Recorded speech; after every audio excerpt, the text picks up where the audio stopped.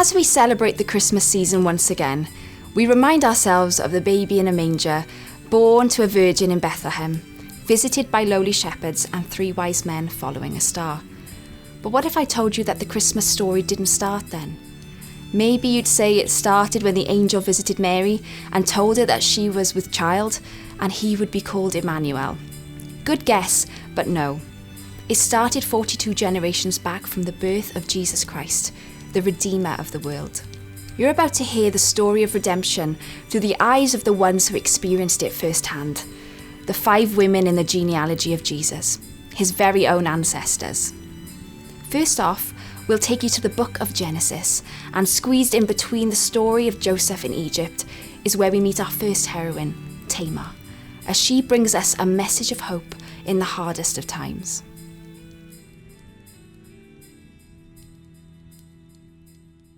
I had the misfortune of being married to 2 of Judah's sons. Both were horrible men, so the Lord had them both killed. However, Judah promised me that when it was time, I would marry his youngest son. In the meantime, I had to go back home, a widow twice over, childless with no future. Nothing but time to think about how useless I was. Have you ever felt like that? Worthless, a drain on others, anxious thoughts taking hold of you every day. It hurts, that gnawing in your stomach that never ends. After all that waiting, they didn't tell me that his son could get married. They said I was cursed. Both of my husbands dead in the ground, and it's because of me apparently. How dare he? I couldn't take it any longer. My life decided by the men surrounding me. Well, not anymore. By this time, Judah's wife had died and he went away with his friends. This was the perfect opportunity for me to take action. So, what could I do? I had to use my greatest weapon, myself. The time had come for the sad widow act to end.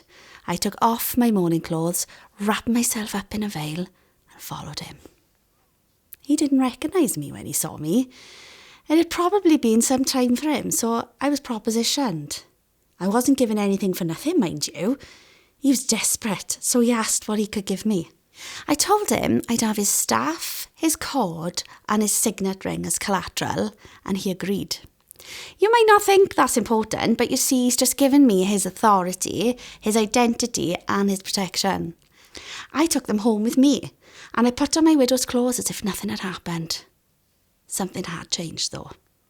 The Lord must have been with me that day, because not long later, I found out that I was pregnant. Word got around pretty fast, and soon the news reaches Judah. He wanted to have me killed. So in response to that, I sent him back his items with a note saying, whoever owns these is the dad. He had no way out of this situation, so he admitted that he was wrong and that I was far more righteous than him. Those were very, very sweet words to my ears. Fast forward a few months and it was time for me to give birth. Turns out it was twins. During labour, something unusual happened. One of them, Zara, put his hand out first and the midwife put a scarlet cord around it. Then he took it back in. All of a sudden, my other boy, Perez, decided he wanted to be first. And Perez is Jesus' ancestor. It's a funny old story, but God has blessed me in so many ways. I only needed one child to continue the line of Judah, but I was given 2 instead. Sometimes you have to make the first step to receive your redemption, even if it's just to say that you can't live your life in mourning anymore. You just need to step up and grab it, just like me. On this journey, we will come across the most unlikely of women to have been chosen by God to be included in the making of Jesus. And this lady is no different. Rahab was not Jewish. She was a prostitute living in Jericho. Looking at her from the outside, you wouldn't say that she was living a holy life. Yet, she put her life in the hands of a God who was not hers culturally. She knew that there was someone out there listening to her prayers, looking after her, and keeping her safe.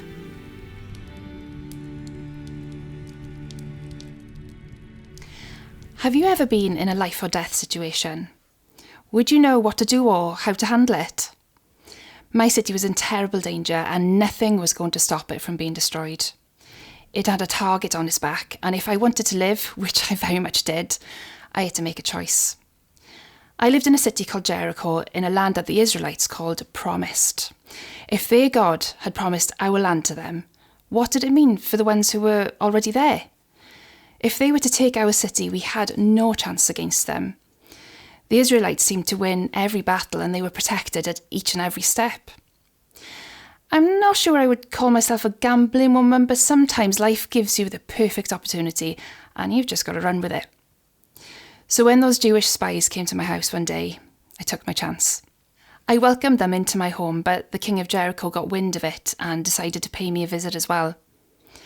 If they found the spies in my home, it would be the end for all of us. I took the men into my roof and hid them there. When the king came, I told him I didn't know where they went. Knowing the trouble I'd be in if I was found out, I decided to make a deal with them. I don't think I can describe to you the relief I felt when they agreed that mine and my family's lives would be saved. Later, they left via an old red rope I had, and as they left, they told me to keep it tied from my window. I needed to get all my family into my house and wait. A few weeks later, I woke up to a rumbling noise outside my window. There were thousands of soldiers walking around Jericho. I thought to myself, this is it. This red rope hanging out of my window had better work. Then the noise stopped and they went back to their camp. Nothing happened the rest of the day. Every morning for 6 days, they circled around Jericho once and went home.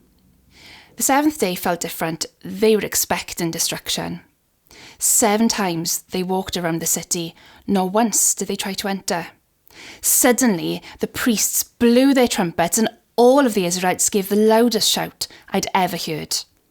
I could feel the ground under me shake. My whole family ran into one room and clung to each other. We could hear all the chaos coming from the city. Then, silence. My front door opened and standing there were the 2 men I hid in my roof. They came in and guided me and my family through the rubble and dust. As we made our way to the camp, I turned around to see if there was anything left. And there, all alone, one building stood upright and hanging from the window, a red rope swung gently in the breeze. My family were the only ones left. He saved me. The God of Israel saved me. From that day on, he became my God. He took me from destruction and gave me a new life. How could I deny his greatness, his faithfulness to his word? There was no doubt that he was the Most High. When we get to the end of a season in our life, it can be a daunting time. The fear of the unknown can cloud our vision, but once you've found your purpose and reason for living, the world around you becomes lighter and brighter. Joy fills your heart again, and you're able to move forward into your new beginning. Our next story comes from Ruth, a young widow who moved to a new country and unexpectedly found love again.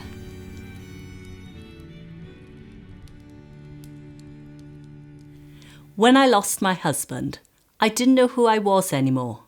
What I did know, however, was that I didn't want to be known as the widow who was constantly upset and wallowed in her own self-pity.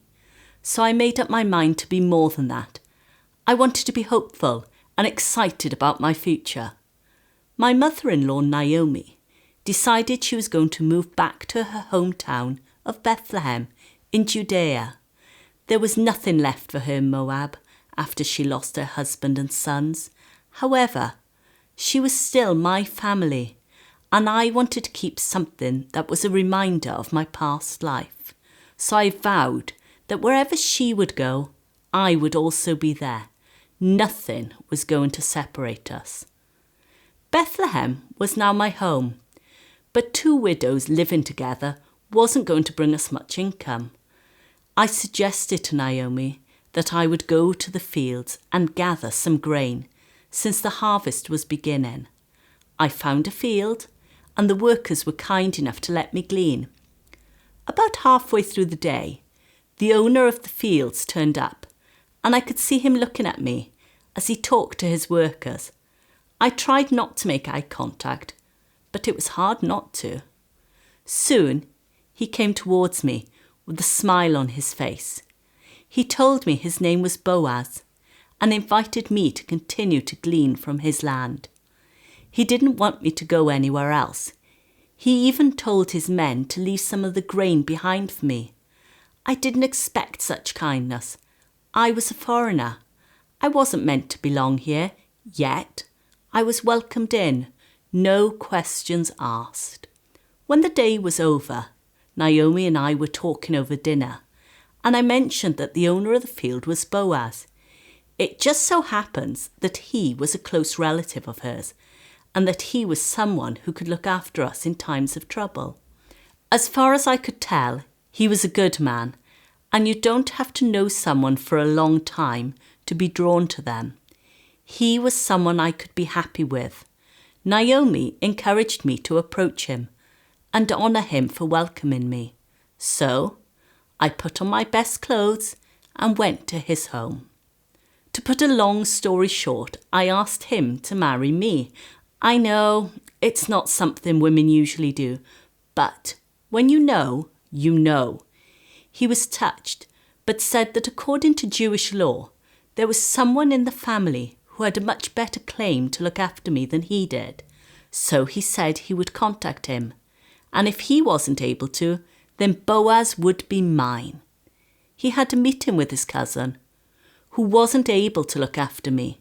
So Boaz took on the responsibility, and we were married not long after. Soon I was pregnant and gave birth to Obed. Naomi was smitten with him, and she was the best grandmother that Obed could have asked for. He became like a son to her. Not only did I gain a husband again, she gained a son. Following Naomi to Bethlehem was the best thing I could have done. God was in every step of the way. Even though I wasn't born Jewish, I became part of the family.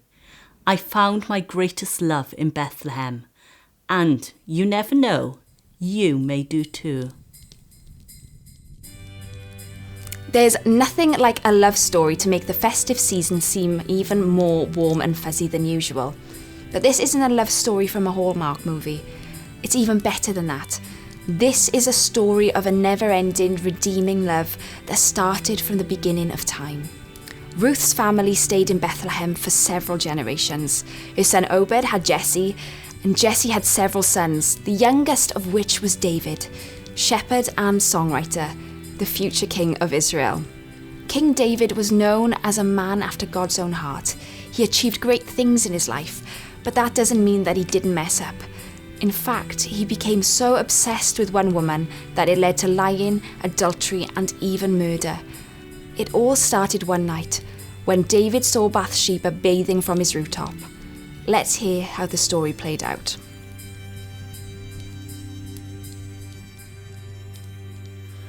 We don't always deserve a second chance. Sure, we mess up daily, a white lie here, a bit of gossip in there. We're only human, but what happened to me would be considered completely unforgivable. You won't see my name in the genealogy of Jesus Christ, but I am there, down as Uriah's wife. I think it's hard for people to say my name because they see me as some kind of starlet woman, the one who led King David astray and caused him to kill a man, my own husband. But life's not that simple. When I was called into David's bedroom, I had two choices. Choosing either would mean breaking the law, resist the king, or betray the trust of my husband. Uriah was in battle, so I hoped that my night with the king would just be that, one night. One night turned into 9 months. Now, David was worried. He brought back Uriah from battle to stay home with me, but Uriah, being the faithful, honourable man that he was, refused and went back to war. This drove David to act completely irrational. How could we explain my baby when my husband was away during the time of conception? So he put Uriah in the front lines to ensure his death. Once the time of mourning was over, I married David and I gave birth to a son. But our sin refused to let us be happy. Nathan the prophet was sent by God to show David what he had really done and how unhappy the Lord was. How can someone go from being a giant slayer, undignified worshipper, an anointed king to liar, adulterer, murderer? He had broken at least half of the 10 Commandments. Was there any way back from that? But our son became very sick, and David did the only thing he knew he could do. He turned to the Lord. He knew that what he had done was not who he was, yet he didn't deny that he had messed up. He fasted for a week, but nothing could be done for our son. I didn't know what to do with myself. All I could do was watch David and how he handled himself. To see a man so broken and lost return to the one who was his guiding light was a sight to behold. He chose worship over worry, praise over pain, and he was a changed man. Maybe I'd go as far as to say he was a brand new man. There was a lightness to his step I hadn't seen before. He showed me a song he had wrote, one of many he had written. A few lines stood out to me. Create in me a pure heart, O God, and renew a steadfast spirit within me. Wash me, and I will be whiter than snow. It was like he knew something of God that I didn't know, as if he had a personal relationship with God himself. Could that be something any of us could have? Would I be forgiven as well? Soon I was pregnant again, and another son, Solomon. He was just like his father, a king and a poet, yet he was even wiser. You may have read some of his writings and proverbs in the Old Testament. Myself and David led a happy life together and had many more children until his death, and I'll never forget the way he lived his life to the fullest. One thing about redemption is that it's ever more sweeter the second time, because that's when you realise it's a one and done deal. Even when we mess up time and time again, no matter how lost you feel, or if you think you can't get any lower, there's always someone who will find you and will reach out to bring you up higher. Isn't that wonderful news that no matter what we do, we have been given a grace so amazing that even darkness can't stop us from being found and brought back to life? As we heard earlier, David and Bathsheba had a son, Solomon, who became king, and he was the ancestor of Joseph, Jesus' stepfather. But they also had another son, Nathan, who was the ancestor of the last of the women we will be visiting, Jesus' mother, Mary. For hundreds of years it was prophesied that the Saviour of Israel, the Messiah, would be born of a virgin, and he would be called Emmanuel, God with us. Can you imagine what it would have felt like for Mary to realise that she was about to give birth to the one that the Israelites cried out for centuries?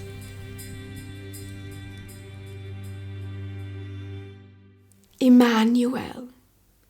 God with us, God with me, in me, God in flesh, God as tiny baby now growing in my belly.